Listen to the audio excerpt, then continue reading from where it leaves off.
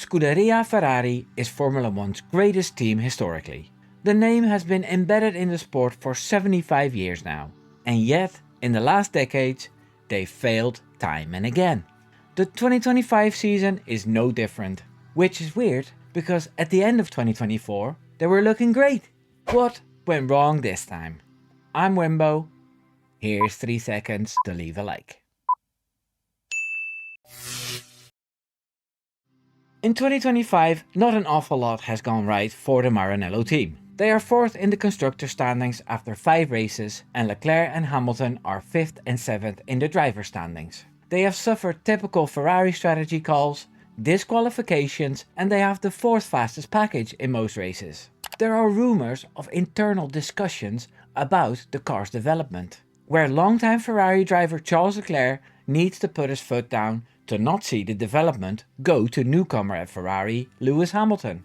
The Monegasque driver has said that he will run his own plan from now on and has not been beaten in qualifying in any of the qualifications for the races. The biggest issue for them is their car. The SF25 has all kinds of issues where it looks like it's hard to get into the right window. The drivers suffer understeer and oversteer and everything in between. And so far Charles Leclerc seems to cope the best with that wishy-washy behaviour. And like always, when Lewis Hamilton is involved, the political games have started full blast. Hamilton hinted at all kinds of things a few races ago about how his car had a deficiency that the other car didn't have, and that with the new floor upgrade it would be fixed. After the sessions with the new floor, Hamilton always does this woe me thing, where he sadly announces that he's just not good anymore and he needs a brain transplant to fix the issues. I think Lando Norris learned this behavior from Hamilton, as they both do this at times after poor performances. Anyway, this video isn't about Lando's problems. I have another video about that. It seems like the team principal is pretty lost too. Fred Vasseur is very good at being funny and doesn't do much wrong, but I don't have the feeling he's making a big difference either. In fact, Vasseur firmly defends the FS25's concept, stating, "I think it has nothing to do with the concept."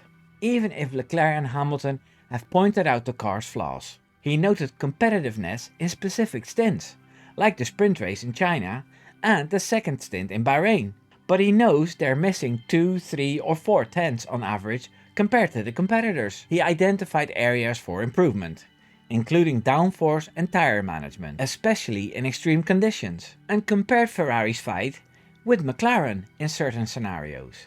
He believes the current performance gap can be addressed by optimizing the existing package rather than expecting significant gains from upgrades alone. And then there were the double disqualifications too. In China, car 16 was underweight and car 44 had excessive skid wear. They were obviously running the car too low, and that's a huge mistake in my opinion.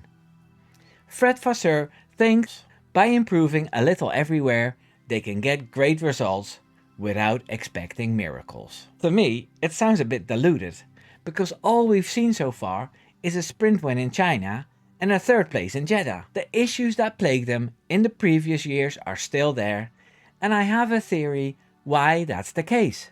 I'd like to hear your opinion too in the comments. In my opinion, the problem is and will always be that the Ferrari F1 team isn't a standalone organization, where teams like Red Bull or Mercedes have an almost free-range way of running the F1 team. The Scuderia Ferrari team always has that board messing things up in the background. They are the ones that replace team principals every few years, sometimes 3 in 2 years. They are the ones who messed with the lineups a lot of the time. Like, there was nothing wrong with the Leclerc-Sainz lineup. Those two got on with each other like a house on fire. Sainz did leave his mark here and there, and that kept Leclerc on his toes. It was a pretty smooth operation, so to speak. And it wasn't stupid to keep that lineup. But John Alcon, one of the Ferrari bosses, desperately wanted Lewis Hamilton in his team. And Lewis Hamilton, after his father informed to see about a place at Red Bull, always desperately wanted to drive for the team in red. Reports indicate that Alcon personally courted Hamilton, engaging in negotiations and even holding a secret meeting with him as early as 2020. This decision has been widely discussed in the F1 space, for instance with former F1 team owner Eddie Jordan, who recently passed away, criticizing it by suggesting Alcon must have rocks in his head to replace Carlos Sainz with Hamilton. So they changed the dynamics in the team, and the first issues have already popped up. On track there aren't many issues yet, because Hamilton can't get close to Leclerc, but if that happens, we can expect some nonsense there too. Charles Leclerc sometimes matches Verstappen's freak, so that could get quite tasty. Anyway, the board messed with the dynamics of the team, and that's never a good thing. And then Ferrari kind of bragged before the season started that they had changed 99% of their car, which really baffles me. If Sainz and Perez hadn't crashed in Azerbaijan, Ferrari would have won the constructors instead of McLaren. They had a very good car all season, bar the Spain upgrade that set them back a few months. Why would you start 2024 good, get a bad upgrade, fix things, and then start over again for 2025? A few good solid tweaks on the SF24 would have been better, no? I'm not an expert, obviously, but this is what my common sense tells me. All of this has led to Ferrari having to fix all kinds of stuff again to get anywhere, which is particularly difficult due to 2026 having a massive regulation change. They need to find solutions quickly or give up on this season. And then their biggest solution needs to be pushed through as well.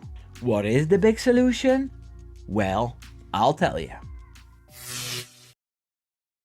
I know this will never happen, but in my opinion, the solution to all Ferrari's failures in the last 20 years is to let that team be run by Formula 1 experts, without any meddling from Maranello. Their last dominant period, the one with Michael Schumacher destroying the competition, had a Frenchman leading the team in Jean Todt, who was a general manager for Ferrari, an English technical director in Ross Brawn, a South African chief designer in Rory Byrne, and they were left alone to do their thing by Luca Di Montezemolo. And that worked. At Red Bull, Dieter Mateschitz left it all to Helmut Marko and Christian Horner, and that worked.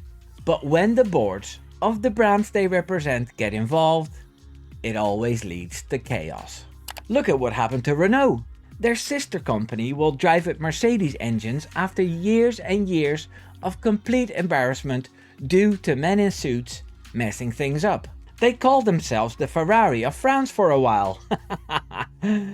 Okay then, I'm convinced that if you leave the F1 team in the hands of a capable manager who can do whatever he wants for 5 years, we will see Ferrari winning again. I actually thought it would happen with Binotto, to be honest. This is kind of a controversial opinion, but I see that man gets a lot of hate on social media. I always liked his calm demeanor, and with him coming from within the ranks of Ferrari with technical knowledge, he'd be the guy to do it.